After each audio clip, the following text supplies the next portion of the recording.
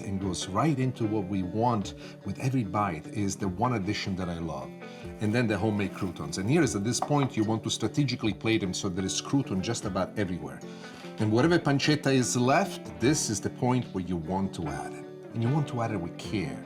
You want to make sure that this plate of salad, as it goes to the person who's intended for, when they look at it, they fall in love with it the same way that you do. This is no longer a salad. This is no longer just a dish. This is poetry. This is romance. And this is how you make salad with pancetta and blue cheese. Is there a possibility of having too much bacon in a recipe? Well, you ask someone else, maybe they'll say, yes, it is. You ask me, it is not. To me, if I could get a blazer made out of bacon, I would. I would because I love the smell of bacon. To me, bacon is God's gift to man. If you never had it before, watermelon is a salad. It's a fantastic combination, especially in summertime. When you put a little magic of bacon, it makes life even that much more interesting. Let me show you to make it. First thing we want to do is add our beautiful watermelon. What I've done, as you can see, I cut it in cubes. Why in cubes? I think it's easier to handle with a fork. If you have a different shape in mind, it's not a problem. Go ahead and do whatever you like. To the crunchiness of the watermelon, I like to add a little bit of the cucumber, which I've also cut in small cubes. Next, we're going to add a little bit of our tomatoes. Those are cherry tomatoes, and I've cut them in half. Why? You can use any kind of tomato you want, really. But the reason why I'm using cherry tomatoes is because the thing that makes it work for me is that I'm able to basically almost cut them the same size as everything else. The last thing that we're going to add, and it's very important to us, is onions. These red onions have marinated in a little bit of water and vinegar. Why? As I add the onions, let me explain that to you. One of the things that I have with onions is that I love the flavor of them. Unfortunately, raw onions, they're fairly difficult to digest. What I like to do when I do it this way is that the onions allow to basically marinate in the water and the vinegar, and they release a lot of the harshness. Actually, they become sweet, they become tender, still maintaining a certain amount of crunchiness, but they're so much easier to digest. As all the ingredients are sitting down, the one thing that I like to do at this point first is to add a little bit of sugar. Why? Well, there are very reasons as to why. The most important one is that Mother Nature does its job, but if you buy, for example, the watermelon in early summer, it will not be as sweet as the watermelon that you have toward the end of summer. Also, what I find is that the watermelon does extremely well with the addition of sugar. But there's another addition that I find truly fascinating, and that is sea salt. Sea salt and sugar, even though they're two opposite, within the context of the salad, open up two different avenues within the same context of the same path. It's almost impossible to envision. But if you're after Einstein theory of relativity, if you do believe in the fact that time can be bent, trust me when I tell you, this is a small bent of perception that ultimately brings a flavor which is absolutely spectacular. At this point, what I like to do is just to mix all the ingredients so they become good friends. Another ingredient that needs to be added this early at this stage is the addition of pepper. I like to have black pepper, and I like to have it somewhat coarsely ground. Why coarsely ground? I like to feel the pepper popping as a flavor. I find that if it's white pepper or if it's very nicely done, very finely, it does not bring out the pop that you want. One last addition that we're going to make to this in terms of the raw ingredients is feta cheese. You can use any kind of feta cheese that you want, crumble or not. This is a good quality feta that usually comes packed in a brand of its own. And what I've done with this, I've cut it in cubes. Why? Because it's pretty this way. I know, it's almost shameful to see it that way. Now, the salad is almost there for us. So what do we do next? Well, the next thing that I like to do is to add a little bit of the balsamic vinegar. And you will notice that I use it as a drip point all the way through. And together with the balsamic vinegar, extra virgin olive oil. For a moment, I would like for you to think, when it comes to it, choose the best extra virgin olive oil that you can put your hands on. Why? Extra virgin olive oil by nature, especially in this particular case, is very strong. It has a flavor of its own. And you really need to decide what is the flavor that you want to bring into this particular salad. How does it taste? You know, what we have down in Sicily is very strong, aggressive, it is fruity, it really tastes like olive, it's spicy in a certain way. If you go further up north, Rome, the Lazio area, if you go even further up north, in Tuscany, for example, the olive oils are excellent, but they're very held back, very elegant, very luxurious. Depends on what it is that you like. Go with that. Now, a little bit more of a mixing all together. The elements are here, ready for us. So one last thing that I want to do at this point is an addition of green and an addition of true salad. What are we going to use? You can use any kind of salad that you want. I find the rucola, because of its aggressive taste, this natural pepperiness that it has to it, makes a wonderful combination to it. Plus, it mixes extremely well with all of the other ingredients. So here we are. We're putting it all together. You want to let this marinate in here for nothing more than just a couple of minutes. This is not something that you want to serve completely marinated. Otherwise, the salad, the green salad that we just had, will be wilted. And now, we're ready to plate. Plating the salad is like creating a little universe of its own. And this is what I love to do with it. I like to place it on top, and then intermittently, I like to add a few leaves of rucola that have not been yet dressed into the salad. The reason why is because I want a little bit of extra crunchiness and the lively, beautiful coloring that they bring. And here we are. This is what I consider to be one of my favorite salads, especially in summertime when the weather is really, really hot, and something that is this crunchy, this fresh, really brings a little bit of repose. The touch that makes the salad spectacular is about to come now, and that is the bacon that we cooked ahead of time. I like not to mix it inside the salad, rather to put it right on top, because it is this bacon now that's going to give you this wonderful saltiness, this wonderful bit of flesh with the biting of the fruit that you have, the biting of the salad that you have, and especially when you get into a little piece of the feta cheese, because it has this texture that sets it apart. And this is how you make watermelon salad, tomato, and bacon. Bacon, pancetta. Bacon, pancetta. The question remains. I still don't know the answer. Yeah, let's hold for this guy. Hold for plane. Hold for plane. Plane.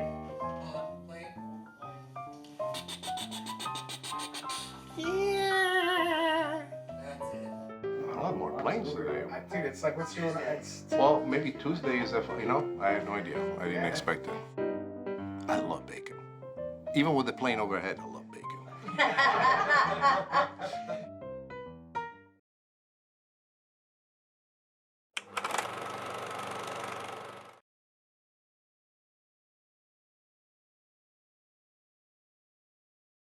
Mizzica, what a joy it is to cook in my kitchen. Today we're going to make pasta all'arrabbiata. If you're looking for something spicy, this is your pasta.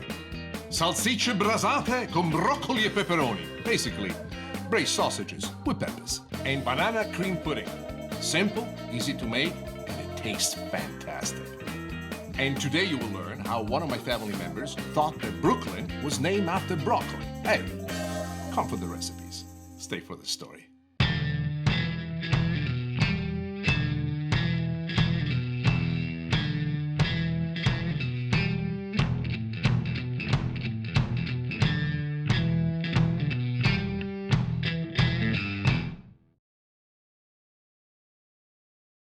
I remember my mother going to shop for veggies and holding them and then smelling them and then putting it to a ear.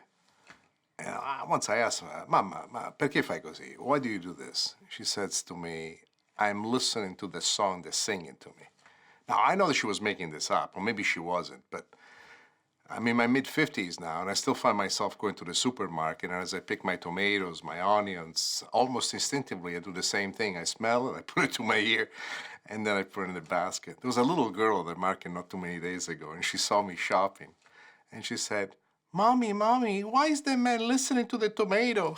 That was at the moment I realized I've become my mom. Yeah, I do the same thing.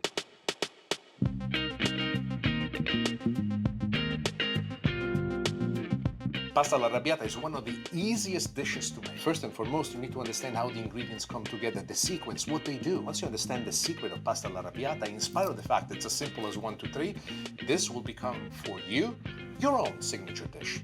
First and foremost, you go with extra virgin olive oil. Why extra virgin olive oil? very simple. The olive oil becomes part of this whole sauce. We add red pepper flakes. A pinch is just to make it somewhat spicy. A second pinch makes it spicy. At this point, every time I make this at home, I am ordered to stop. Since my wife is nowhere around, the Stellino style. One more pinch of red peppers. The reason why I like to use pepper flakes is because this way you can control the amount. Old school in Sicily, when my mom or my dad used to make it, we used to have a big bushel of dried red peppers that crack a little piece and put it in there. Now, as soon as this oil becomes hot, the next thing we're going to do is add the garlic. You need to have nice and thick garlic because this will brown on the outside and still will stay soft on the inside. The next addition is minimally explosive. Chopped parsley. The reason why we add it to the olive oil is very important. First, we want the parsley to fry into the olive oil and to give it its own flavor, creating a base that really makes it nice and strong. Second, what it does for us, it brings down the temperature of the olive oil, allowing us to put the other ingredients, tomato sauce, and you can use my tomato sauce that I make, or you can buy it from the store. Choose your favorite brand. You also need to add a little bit of chicken stock. Why? If we were to add only tomato sauce, as the tomato sauce reduces, it becomes thicker and thicker and thicker, almost to a point that it could become gummy. And if you don't want to use chicken stock, an alternative is to actually add some water in which you cook the pasta. Especially for those of you that keep a vegetarian diet, which is quite intense, this is an excellent way to get around it and still maintain the wonderful flavor that the sauce would give you. Oh, mamma mia, this is beautiful. It's now time for us to add the pasta. This pasta is cooked only 3/4 of the way, to a stage known as al dente and beyond, meaning that right now it's fairly raw. We want the pasta to finish cooking inside the sauce. Why is this important? Imagine the sauce and the pasta to go to a dance together. And the sauce now is looking at the pasta and say, "You're beautiful." The pasta say, "I think you're the same." And now they're dancing. The moment these ingredients fall in love is the moment they taste great. There is something that I do that keeps me connected to the pasta. It kind of makes me feel there's an exchange of feeling between me and the pasta sauce. This simple movement allows me to really understand when it's time right. Now, watch this. This is the part that I love. There is a glazing that is forming on top of the pasta. As you can see, a sheen to say this is not just a pasta. This is a miracle. This is a byproduct of human passion. Without passion, you cannot do anything. Without passion, you cannot cook. And if you have none, this is the sauce that will teach you how to be passionate. Take a look at this.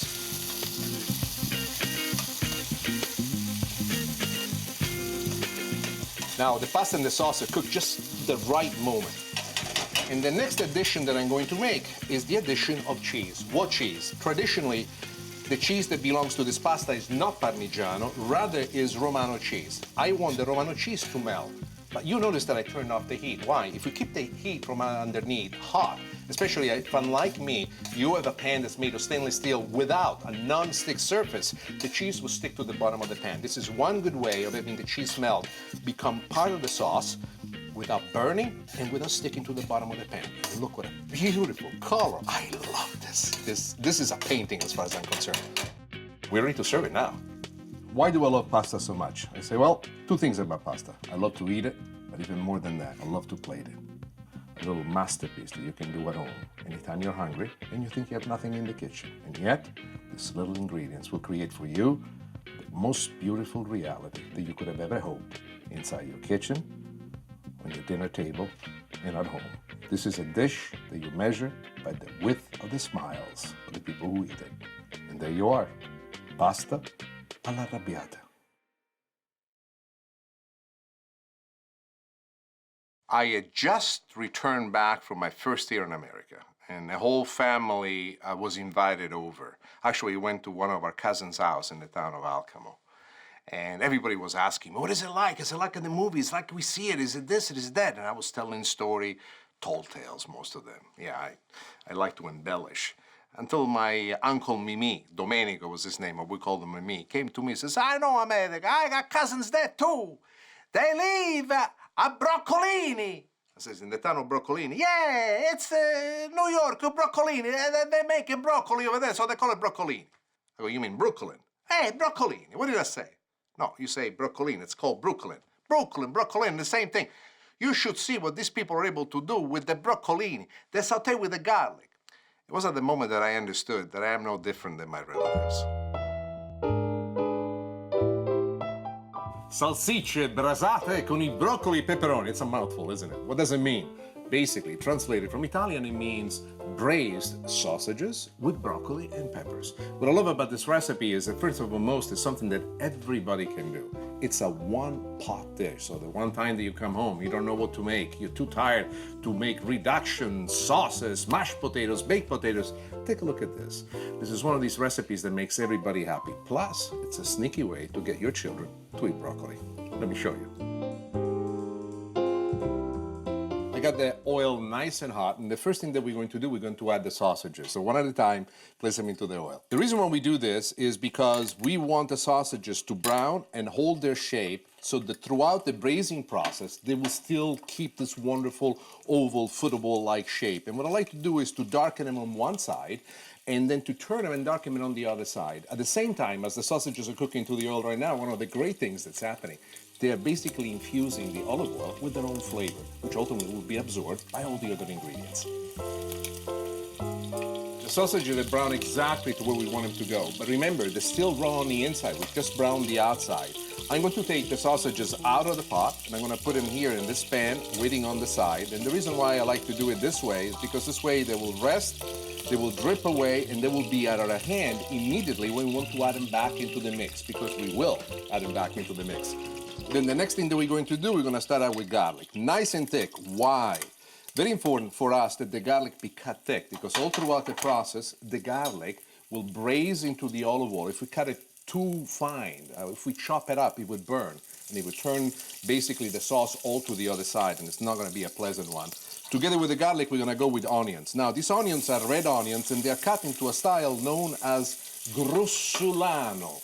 What does that mean? Grossolano means improvised, country style, farmhouse. It means that there's not a great deal of refinement in the finesse in which it's cut. And yet, what I find that in this lack of refinement within the context of the cut, the onion tastes slightly different when they're cut this way. Together with the onion, also for color and for flavor, we're going to add some red pepper. Red bell pepper. What I've done with this, I have cut it in just about the same dice as the onion. We have no seeds, and these flavors are coming together in a wonderful way.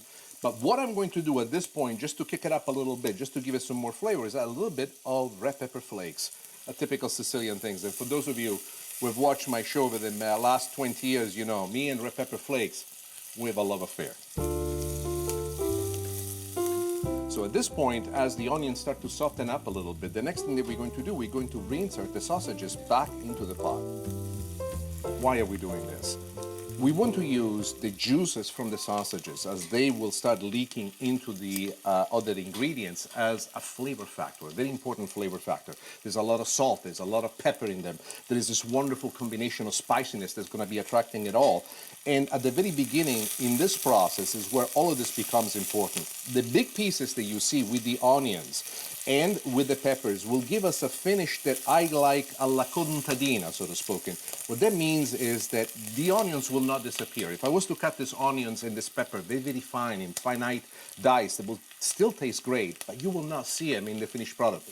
But this is how it used to be made in my family, and this is how I like to make it when I make it for myself, and still to maintain this one dish capability. You can see how the onions are starting to pick up the color as they're cooking in there, the olive oil, the peppers, the aroma. I wish that the camera was able to capture the aroma that is starting to generate out of this. And talking about aroma, is we're going to imbue all of these flavors with a little bit of white wine. People often ask me, what kind of wine do you use? You can use any wine you want. Whatever is your favorite white wine, it's great. And we're going to cook this until the wine reduces down to a glaze. In the making of this dish, there are two schools of thought. One is to actually take the broccoli florets and to parboil them for about 4 or 5 minutes so that they harden up before you add them to the dish. However, the way in which I look at it is slightly different. Instead of putting the whole florets, what I do, I cut the florets into smaller pieces, and I like to add them now into the mix so that they pick up the flavor of all the ingredients that are in there, especially these wonderful juices that are being leaked out right now from the sausages.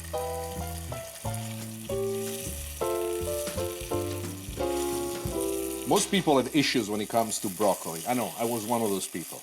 But there is something that happens in this mix as the broccoli and the sausages cook together as they exchange this flavor. This dish really is a political ploy. It's a political ploy in which ingredients that truly seemingly do not belong with each other suddenly find the perfect combination. The next thing I'm going to do, I'm going to add some stock. Let's talk about the stock. I prefer to add chicken stock. Why? I like chicken stock because chicken stock has not what I would refer to a dominant flavor. By a dominant flavor, I mean something that could completely overtake the dish. Rather, it adapts itself to whatever other flavors into the base of the dish that we're cooking. Now, we're gonna let this come to a boil. Once it reaches a boil, we're gonna lower it down to a simmer. Now, we have simmered this for a good 35, 40 minutes. By simmering it, what happens, the fat that's trapped inside the sausages slowly starts to melt and go into the sauce, making the sauce even much more flavorful. But what I'm about to show you now is a secret that very few people know, and I think you're going to love to. Now, take a look at how nice and reduced everything is. The next thing that I'm going to do is I'm going to take off the heat altogether, so there is no heat underneath. And then in the very hot mixture underneath, I add a dollop of softened butter. Why do I do this? This is nothing more than an ego play. What I love about the butter is that as the butter melts into the sauce, it thickens up the sauce, giving this wonderful glow to it, and also adds this great, fantastic flavor. But together with the butter, there's another thing that I love, and I have to show you what that is. You can use any kind of cheese you want. Parmigiano is what my wife prefers, but me, I love pecorino. And pecorino because it's very reminiscent of Sicily for me, and also has a stronger flavor, which in my opinion, really, it's the perfect complement to this. Ladies and gentlemen, here it is. Salsicce brasate con I peperoni e I broccoli. This is too beautiful. Well, we're ready to play. Let me show you how to do it.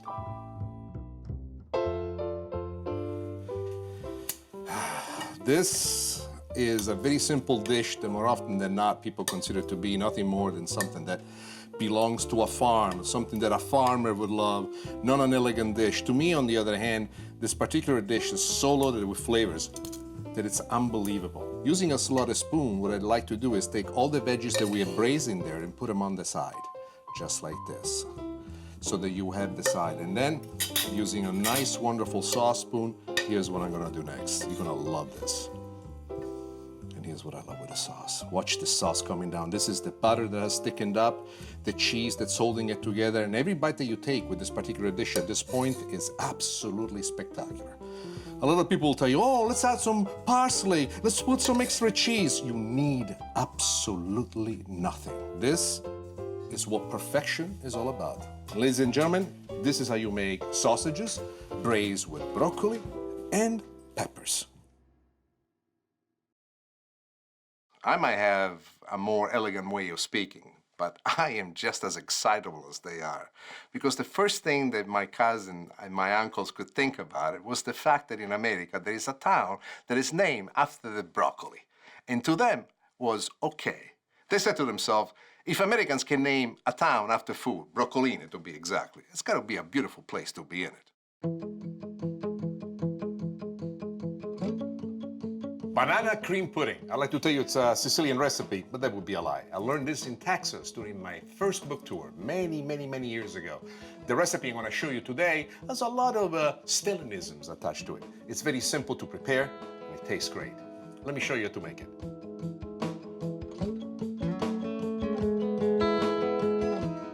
First, we want to start with some softened butter, and we're going to get this butter to melt. The most important thing is to almost make like a caramel before you add the bananas. So the first thing that you want to do is to make sure that the butter melts, and then we will add the sugar. You see the bubbles in the butter. That's when I like to add the sugar. People always ask me, how much sugar are you supposed to handle? I say, a lot. What is the meaning of a lot? Usually I almost do equal amounts of sugar and butter. So let's mix this together. Always like to have an extra bit of sugar on the side, just in case I should need it. And then on medium high heat, you cook this and you bring it exactly to the perfect browning.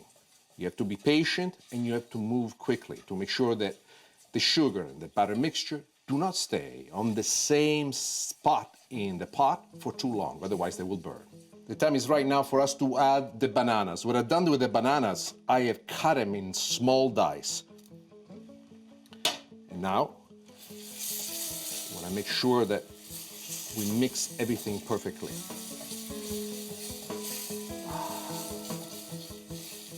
The bananas still have a little bit of water on the inside. But what's happening right now, they're marrying together with the sugar and the butter, and they're cooking down to a cream-like state. The consistency that I have is a very gifted consistency for us because when we'll add it inside the pudding, you will have this wonderful, soft banana cream-like together with the vanilla pudding. It's a combination that's special. And then I have a secret ingredient I'm going to show you too. Look how gorgeous that is. There's one last addition that we need to make. At this point, what I like to do is to lower the heat, and we add rum. You can add any kind of liquor you want. You can also do without the liquor. I like to add it just because it makes it more fun for me. And then stir until most of the rum is evaporated. What the rum is doing right now is adding liquid to the mixture, is also adding a unique flavor of its own, giving to this mixture exactly what we're looking for. We're done. Turn off the heat and let it rest. I've just added the half and half to another pot on the stove next to me, and while the half and half is getting hot, let me show you how to handle the dry ingredients. First, we start with the egg yolks only. So here we go with it. Now, next to the egg yolks, we're gonna put some flour. And together with the flour, we're also going to put some cornstarch. And then, just to be sure, just a tiny bit of sugar, a little bit of sugar just because sugar is wonderful. And to make sure that we also have a wonderful vanilla base on this, a little bit of vanilla extract as well. Then using a whisk, you mix all this together. Why are we mixing this? This will create for us exactly what we need, the binding agent that will give not only life, but also the texture to the very dish that we're about to make. The flour and the cornstarch, once connected with the hot half and half, will expand and it will create this bonding effect. Now, the dry ingredients have mixed perfectly. I can see that the cream is getting to the heat that we want. And before I proceed with the step, because I need to be attentive to what I do, I want to tell you what I'm about to do. We're doing something called tempering.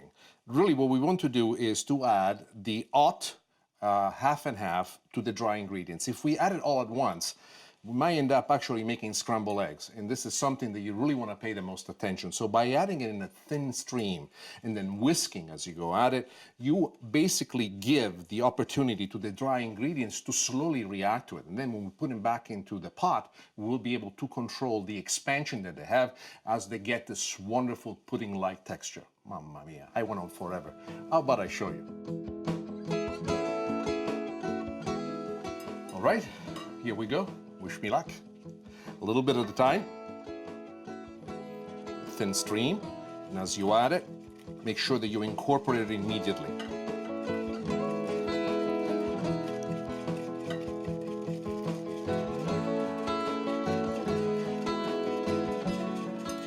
You want to add all of it in it because we're going to put it back into the pot and we're going to bring it to the consistency that is perfect for pudding. And you have to be muscular like me, strong. For making pudding, you got to go to the gym for two reasons. One, because you need to be as strong as I am. Two, to make sure that you stay in shape after you eat the amount of pudding that you will, and you will.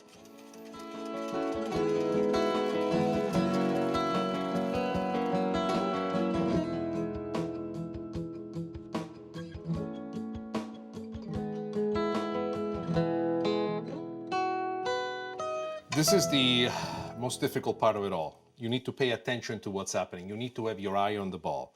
I have the heat underneath on medium.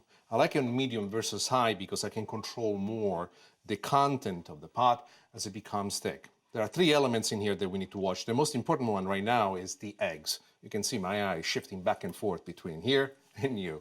Why?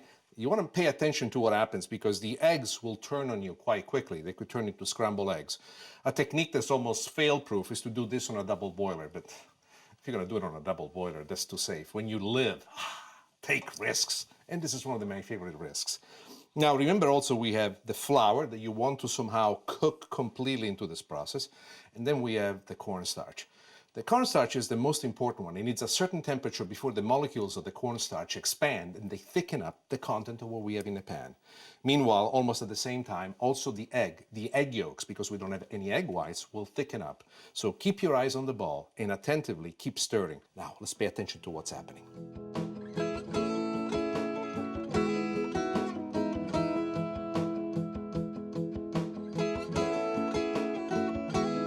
We have the perfect consistency. The last step that I want to do is to strain it. You might ask yourself why. Well, it makes it smoother to begin with, and I like a very fine mesh.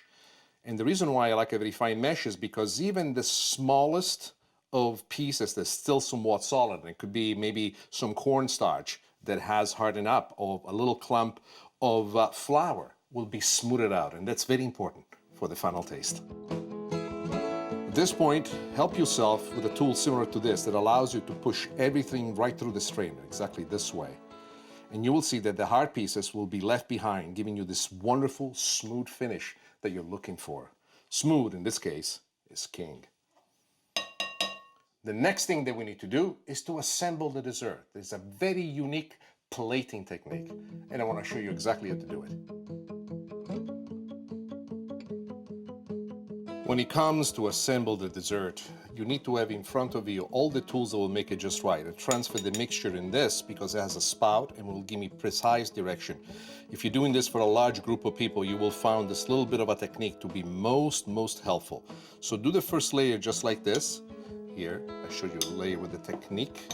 Then, on top of this, what we have here, it's vanilla wafers. And we're gonna create here a little coating right on top of the first layer. This coating has two purposes. It creates a division, and then also acts as a bedding on top of which we are going to put our banana mixture, right like this. Go with this, then you cover the whole bit with some more of the vanilla wafers, and then you go and you top it all and you create the first serving. So you go around it. As you can see, the smoothness of what we created by straining it before is now becoming apparent. And this is the difference between a pudding, just a pudding, and then this pudding.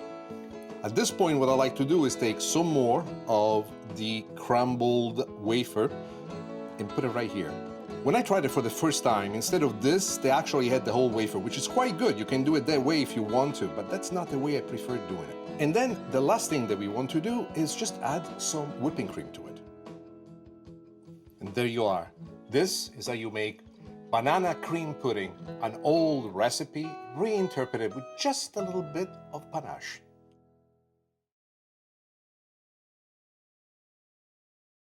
So that's how I went down the one time. We told stories, I told tales.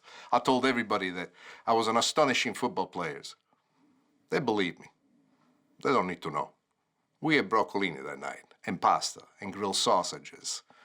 We made my grandma's cake. There was a lot of wine going. Yeah. That's how it went.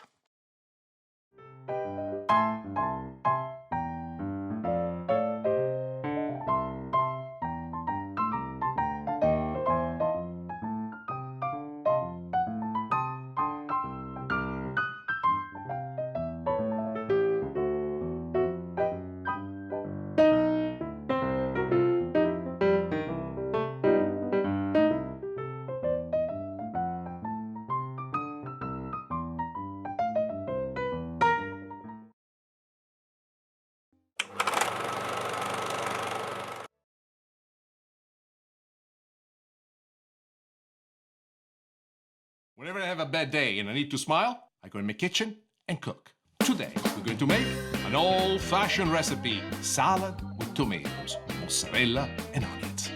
Tonno alla puttanesca, tuna steaks with a very special tomato sauce. And of course, dessert, my amazing blueberry crumble. And today, we're going to find out how the Stellino family has a sixth sense when it comes to picking tomato. Come for the recipes. Stay for the story.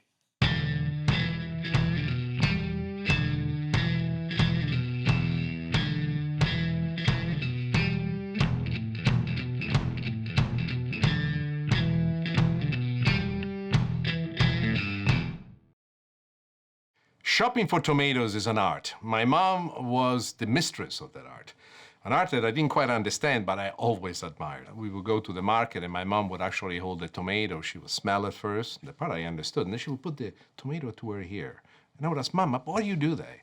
And my mom would say, Nicolino, io sto ad ascoltare la musica del pomodoro, which translated in English means, Nick, I'm listening to the music that the tomato is making. Salad with tomatoes, mozzarella, and onion. This is one of my favorite combinations. Fairly unusual, but I really wanted to show you how to really take advantage of some of the simplest ingredients coming together and creating a masterpiece. It's as simple as 1, 2, 3, and especially in summertime when tomatoes are at the best, it's so sweet, you could even substitute for dessert, a healthy dessert. Let me show you how to make it. Andiam. Oh, what's happening? Hey, why am I so happy? I'm about to make one of my favorite salads. This salad, by the way, is made with tomato and mozzarella, but not any regular mozzarella, ciliegine. Let me show you. Instead of regular tomatoes, I've taken cherry tomatoes. The reason why I like cherry tomatoes is because naturally they are sweet, fabulously sweet.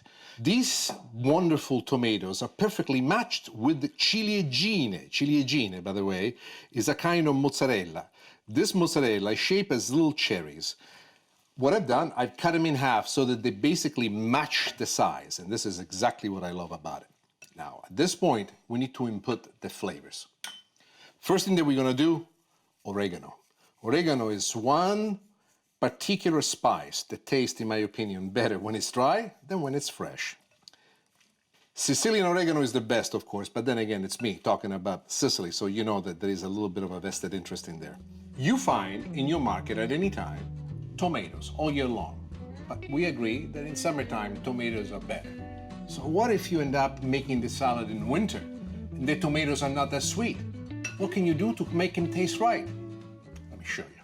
I always put a little bit of emergency sweetness in that, and there's sugar. Don't put too much, just enough of a pinch to make it all come out just right. And then to give it some more balance, another flavoring that we want is onion powder.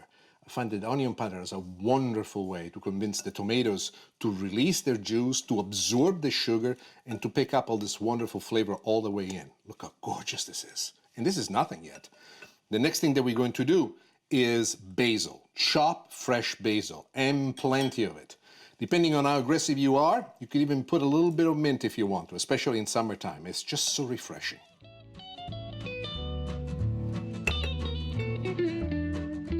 Now we go with the onion. Finely chopped red onion, which is what I love. Just enough to give a color, but not so much to completely overtake.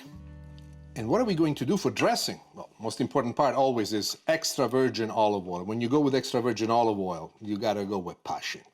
And when you put it in, you have to remember that the olive oil here is what commands respect, what brings everything together. And here we go with it. Look how lovely that is.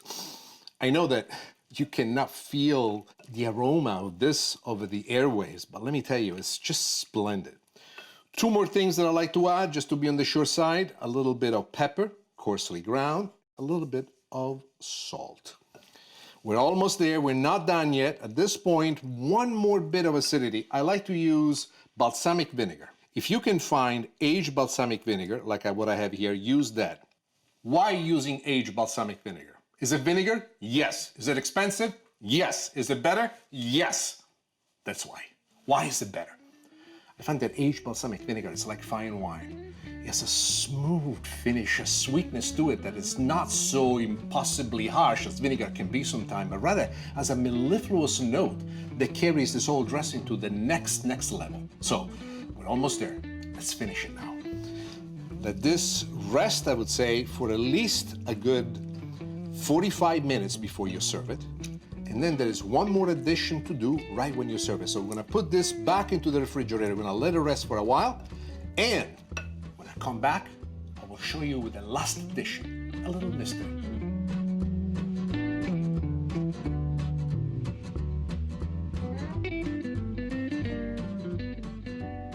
When I pour it down, I can only see a salad made of my favorite things, tomato and mozzarella, basilico, basil that would be, onion, oregano.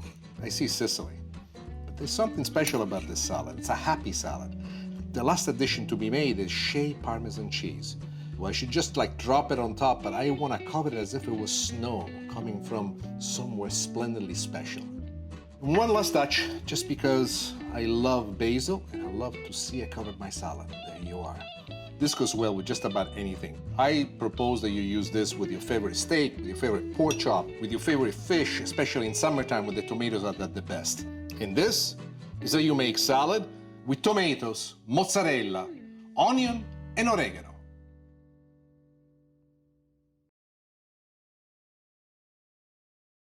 I never heard any music, but I still find myself, and I always notice that I do that because my wife looks at me somewhat stunned, held back in a quizzical way. Say, what are you doing? I say, I'm listening to the music of the tomato.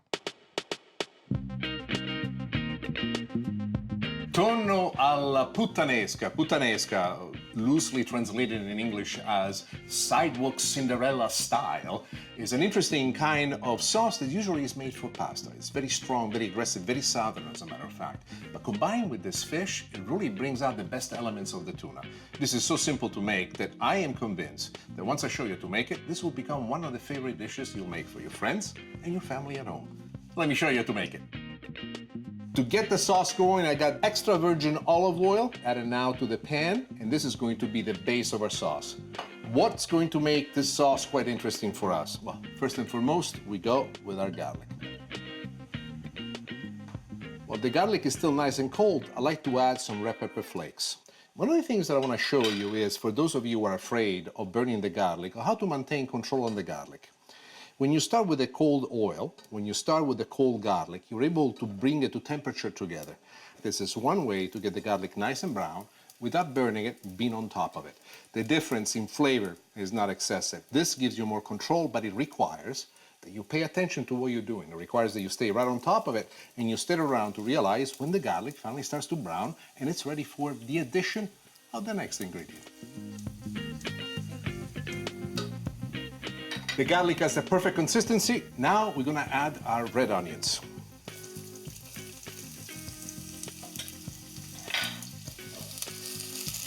Salsa alla puttanesca always begins with these ingredients. Now everything is nice and hot. We're gonna lower this to medium. And at this point, I like to add a few other things. First, we go with the parsley. As usual, the reason why I add the parsley at this point, I want it to fry. And I wanted to add all of its flavoring to the sauce itself. That's how we do this. And the next thing that you have not seen in a long, long time is an addition of something unique. This is anchovy paste. Why do we add anchovy paste? Anchovy paste brings an interesting flavor to this. It marries very well with the red pepper flakes, but also it gives to this whole dish a spike, a turn, a flow, as you've never seen it before. And this is really at the essential presence, the definition of puttanesca. Without the anchovy paste, you have no puttanesca. Anchovy paste, by the way, is something that you can use as a flavor enhancer for everything, even for roasted potatoes, for roasted carrots. If you never tried it before, especially with carrots, try it. This and a little bit of capers will take you exactly where you want to go. And here we go with the capers now. Look what we've done with the capers. These capers were taken out of the brine. We washed them to make sure that they have none of the brine with them. Why is this important? Capers already have a flavor of their own, which is pretty salty because of the fact that they lived in the brine for all this time. If you add them in their original form with the brine attached to it, it's going to twist and turn the sauce all the wrong way. This way, instead, you ensure success. Next thing we're going to do, some Kalamata olives, which I have cut in half. Make sure that you take the stone out. This is at the very core of our sauce as to what we want to do. Now, I'm going to increase the heat because the next addition, I want to pick up all of the juices that are sticking at the bottom of the pan. How am I going to do that? Two ways of doing it. You could do it with water. Am I going to do it that way? No. Excuse me. No. Non possiamo. Non è possibile. Having an opportunity, you deglaze with wine, white wine. High heat is going to give us this wonderful opportunity for the wine to reduce, dislodge the brown bits at the bottom, and we're going to cook this on very high heat until most of the wine has evaporated.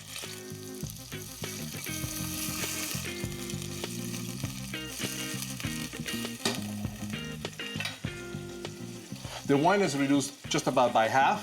Now we go with the other addition. I like to add a little bit of chicken stock. Fish stock would be best if you have it, especially if you're gonna use this for fish. And then some tomato sauce. You can use my tomato sauce, your tomato sauce, your favorite tomato sauce that you buy at the store. The next thing that we're going to do, we're going to bring this to a boil. And once it reaches a boil, we're gonna let it simmer. Why are we doing this? We have all these complete flavors already in the form of the tomato sauce, the chicken stock, individual ingredients right now like the capers, the olives, the onion, the garlic that we want to reintroduce into the conversation.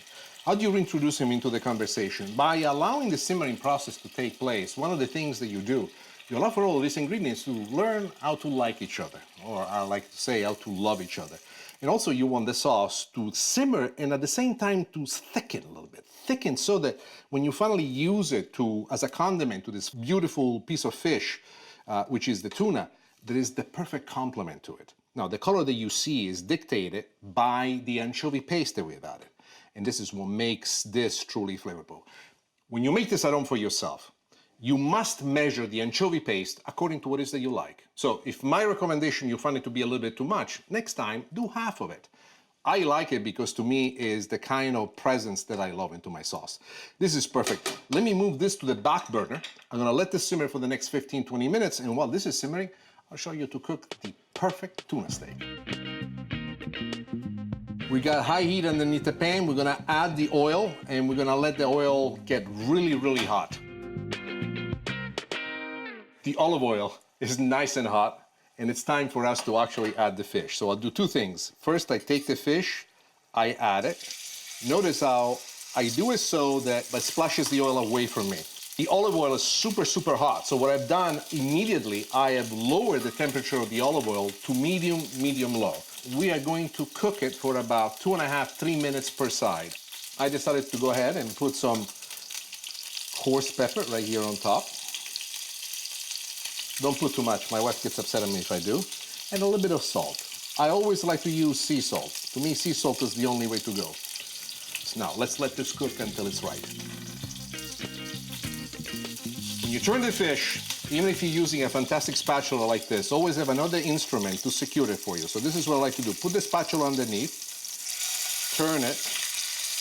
Ah, signori e signori, guardate. Now, what I love about this is how we have gotten the perfect brown on the edges of the steak. Also, when I touch the steak, I can feel that it still needs a little bit of cooking. A couple of more minutes and we're done.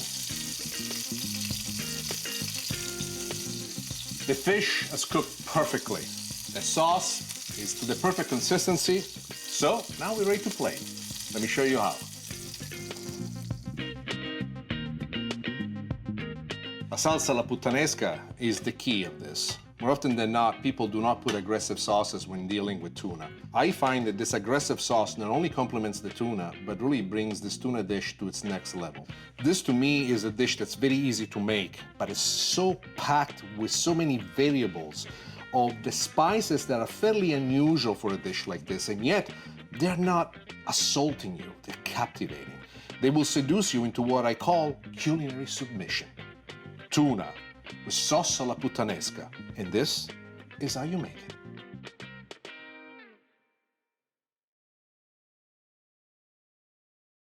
The problem is that actually I'm listening.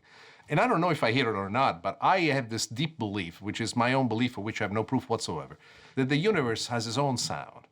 And I believe that every vegetable that I hold in my hand that I choose to put into the pot in which I will cook whatever meal I will has to have the right sound, has to have the right symphony, has to be willing to play and create this wonderful dish for me.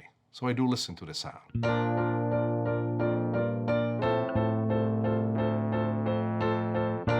These days, when you go to a restaurant that you like, some of the most interesting things that you could possibly buy is the dessert.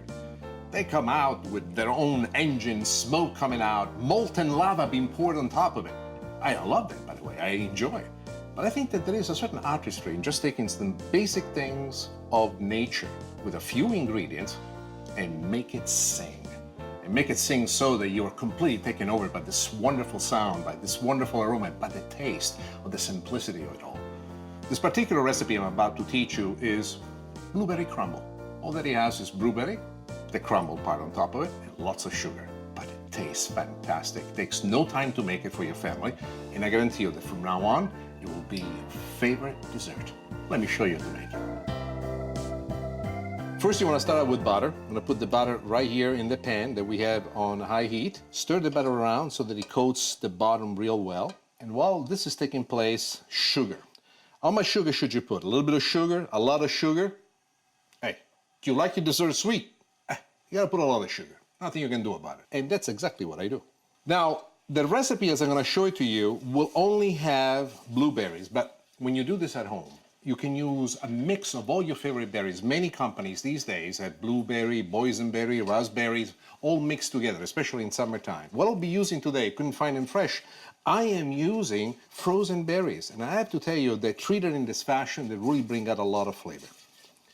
Now, once the butter has melted and the sugar has melted, it's almost equal part of butter and sugar, you wait right before it's nice and hot. Keep your eye on the price. You don't want to burn this mixture. And there you are. At this point is where I want to add my berries. It's starting to bubble up. You see how nice and hot it's getting. Now, when you do this at home, be very careful. Don't do a lot of talking like I'm doing, because if any of this splashes back, it's gonna hurt. Here we go with the blueberries. Frozen. At first, they look like little pellets coming out. Don't be discouraged. That's the way it's supposed to be. The most fun that I have making this dessert is just going at it, and you want to turn it. Two things will happen, you will see. As soon as the blueberries start to melt, so to speak, or realize that they're in a hot pot, they'll give it a lot of water. And from the solid pieces of blueberries that you will see a lot of water being spit out. That water is the juice that we will use to make the compote. This dessert goes through several stages. In total, we will not need any more than 6 to 8 minutes here at the stove, but I want to show you something. You can see right now here, the sugar still attached to the blueberries. You can see some of the liquid now starting to leak into the pan. This is the moment in which you're really getting what you want. And the more you keep it on top of the hot stove, the more liquid you'll see coming out of this. A lot of people get concerned and say, but this is breaking the blueberry. They're not as pretty. Pretty is important. But the taste is the most important part. If you really want the taste that's supposed to be had, you got to smash them around a little bit. The next addition that I'm about to share with you is a liqueur called Chambord. If you don't like Chambord, you can use cassis. If you don't like cassis, you can use, well, not if you're cooking for my wife, rum. Rum is ideal. I'm using about an ounce and a half.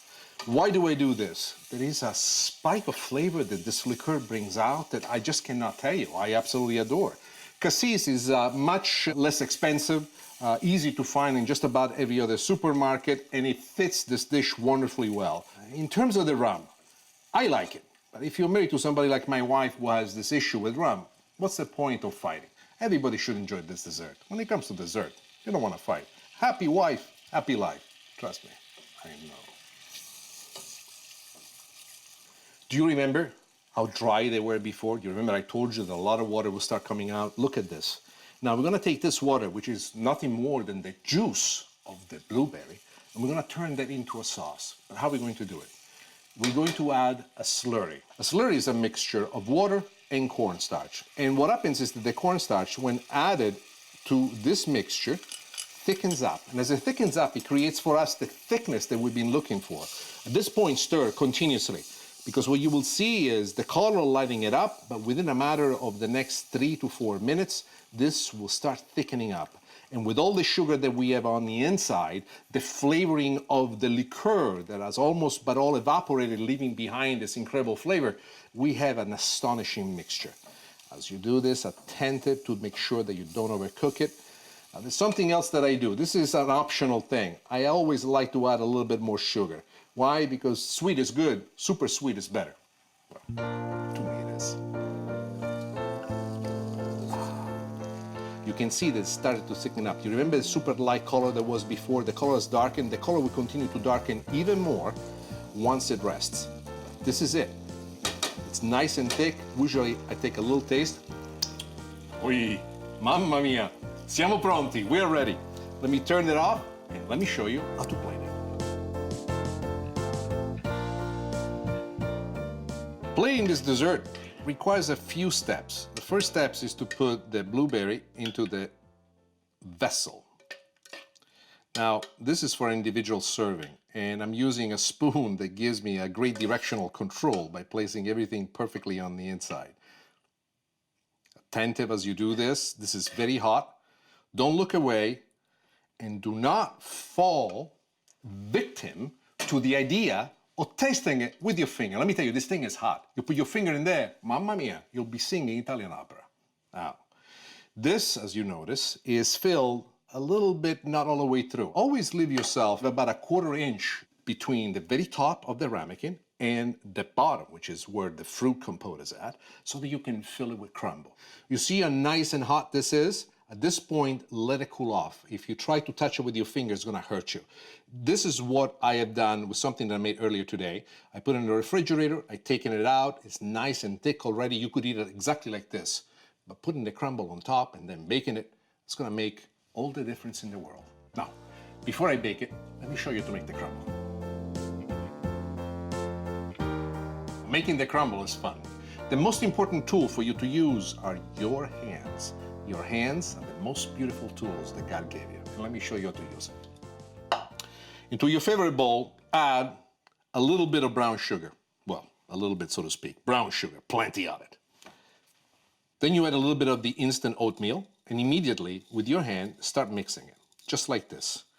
Now, your hand is extremely important because the heat that's retained by your hand is what's going to help you in creating the crumble. In order to do that, you need to put pieces of butter in there. Now, the butter is still somewhat chilled, and this is what I do. Using my hand and my fingers through the heat that I have, you want to make a mixture that combines. And I like to have it cool because when it's too soft, the additional heat inside my hand makes it too smooth, and then I don't have a crumb that I really want to do. This is basically what you want to get to it. You see? All these elements of butter, everything trapped on the inside. Now, you want to shape it almost in the shape of the vessel in which you're going to cook it. Then you place it right on top. And notice that I have left some opening on the side. We're going to put this in the oven. The oven's going to be very, very hot. A vessel this small, say an oven about 375, 400 degrees, cook it between 10 and 15 minutes at the most. What you will notice is that the juice from the berries will come right on top of the crumble, moistening the crumble. At the same time, while that is taking place, what you will notice is all the elements of the crumble, some of them will harden, some of them will melt and go into it, and they will create this wonderful crust. And the best thing about this, when it comes out of the oven nice and hot, is to crack the crust on top and go for the sweet dessert inside. I'm gonna put this inside the oven, and I'm gonna show you exactly what it looks like when it comes out.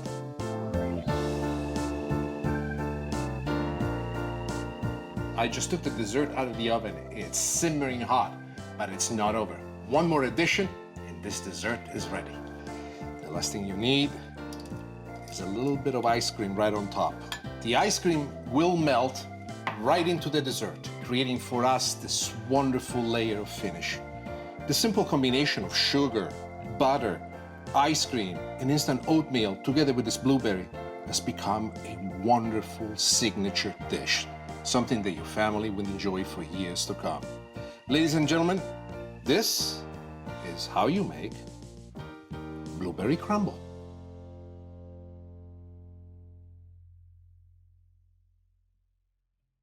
What do I hear? I don't know. Maybe I hear the passing of my memories. Maybe I hear the passing of this energy of the universe that goes by. But I will tell you this. Every tomato that I put in my bag that I bring home makes the best tomato sauce I've ever had. So even though I don't know exactly what it is that I'm doing right, I can tell you this. I am good at it. What exactly, I don't know. But I am good at it. The heel stop. Mamma mia, che bontà. Oh, mamma mia. Mamma mia, you'll be singing Italian opera. Look at that. Mamma mia, che bellezza. Oh, mamma mia. Che romantico, che bellezza. And then you say, mamma mia, che bellezza. Oh, mamma mia, che bellezza, sta pasta. Sorry, what I said is, what a beauty this pasta is. We're finished. We're done.